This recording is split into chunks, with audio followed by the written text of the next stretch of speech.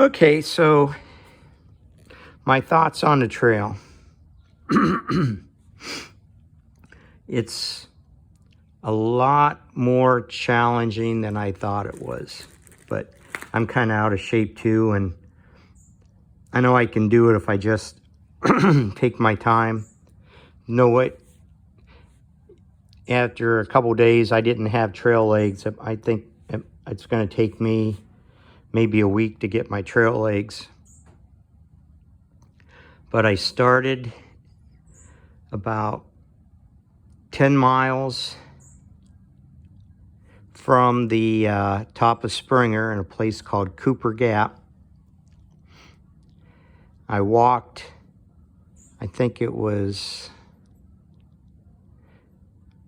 I gotta check the mileage again, but it was close to 6 miles, I think, to get to Hawk Mountain Shelter, and it was straight up. First day was straight up. And it started cold, but unfortunately I lost, well, I didn't lose them. I think I left my gloves in the shuttle driver's vehicle, but so that's something else I got to get. But I got to Hawk Mountain, and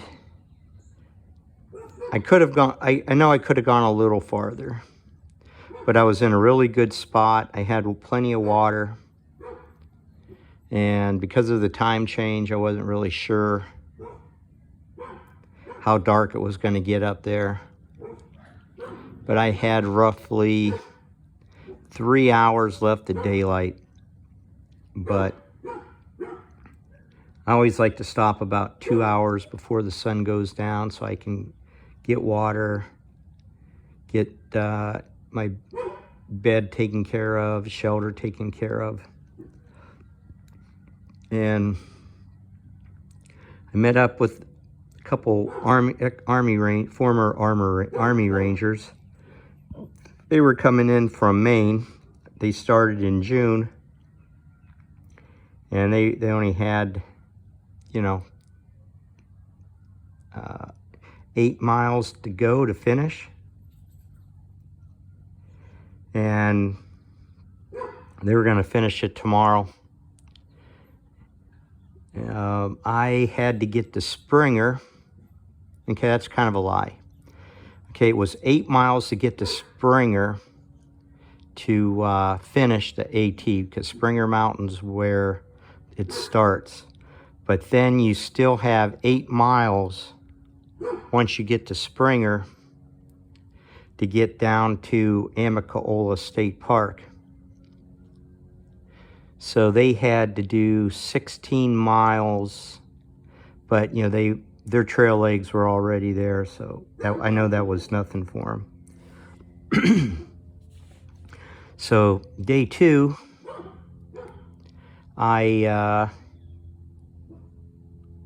got to Springer about 1:30. I left about 7 when the sun came up. So it took me 6.5 hours to go roughly, I think 8 miles. But it wasn't too bad. The hills weren't really that bad compared to the first day. They have a parking lot a mile away from the top of Springer for people who don't want to do the approach trail. They can park at the parking lot,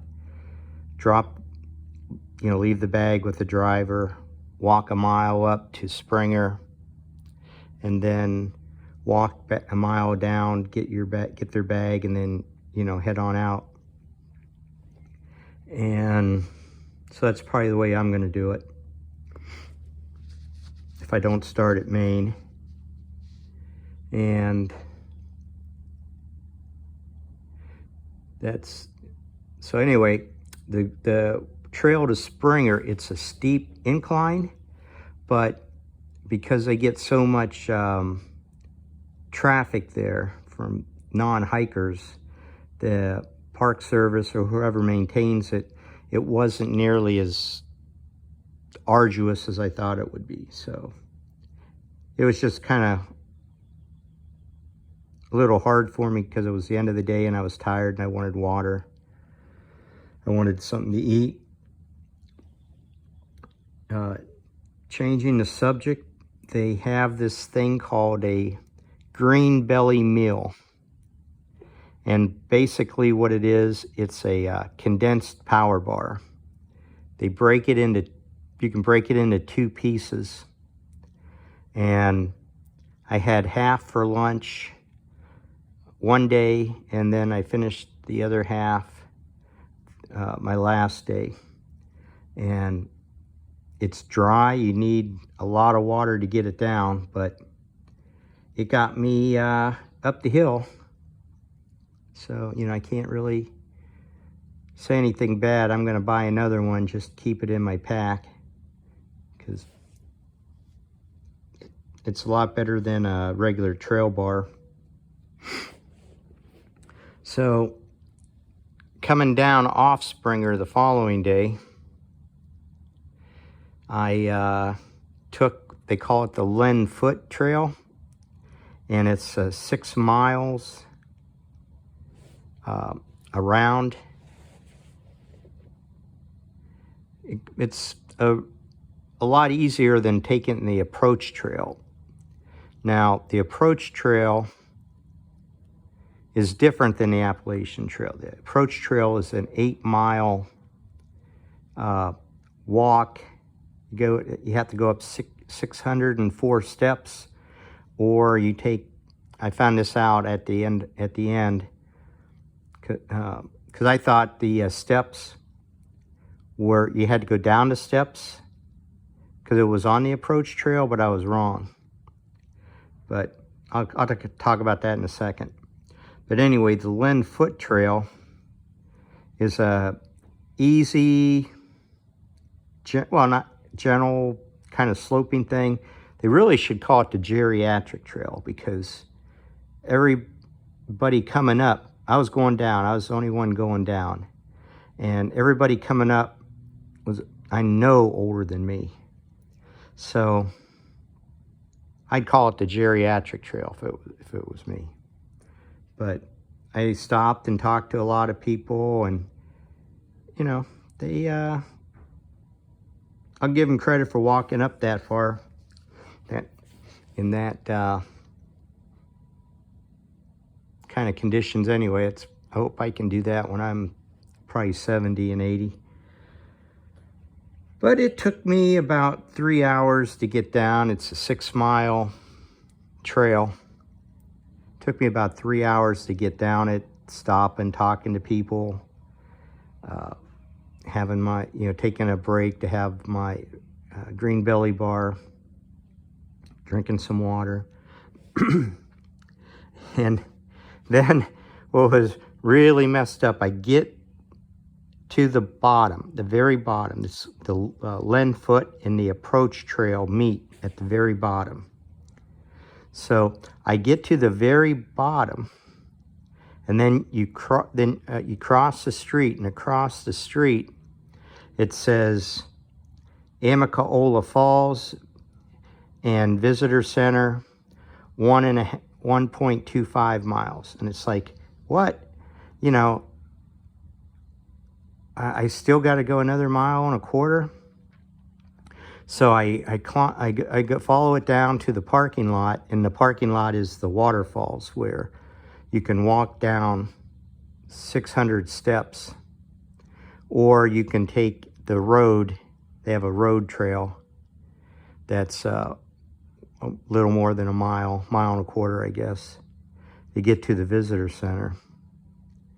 Now, I was really kind of ticked off, because when I checked in, the lady knew I was only going to be out 3 or 4 days. She could have told me to park at the falls parking lot. And that would have been a heck of a lot better than having to get the 1.25 miles to the visitor center after I finished, where my Jeep was. But I know now, and I'd do it again. I'm going to do it again. I'm just going to try to park the Jeep a little closer to where I come out the next time. But if you have any questions, throw them up in the comments and I'll try to answer what I can. So that's all. Yeah, it was fun. I wasn't cold. I didn't get wet. I only fell one time. But, oh well. That was my fault because I wasn't paying attention to what I was doing. This time I used my trekking poles versus hiking stick. And I think that was a good idea for here or for there. It just, especially going across a bridge, if you saw in one of my other videos, the day 2 video. But that's all for now. I'll catch you later.